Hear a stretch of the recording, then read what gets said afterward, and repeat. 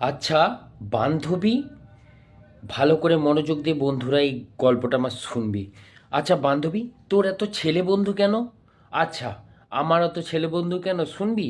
দাঁড়া, ওয়েট কর। হ্যালো, পূজা তুই কোথায়? এদিকে সে বয়ফ্রেন্ডের কাছে বসে আছে। না রে, আমি অফিসের বসে খুব কাজে ব্যস্ত, আমি আসতে পারবো না, তুই একটু চালিয়ে নে না।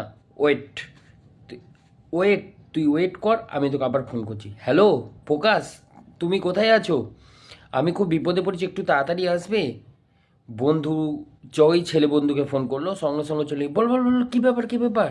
দেখ কিছু না, তোমাদেরকে এমনি ডাকলাম।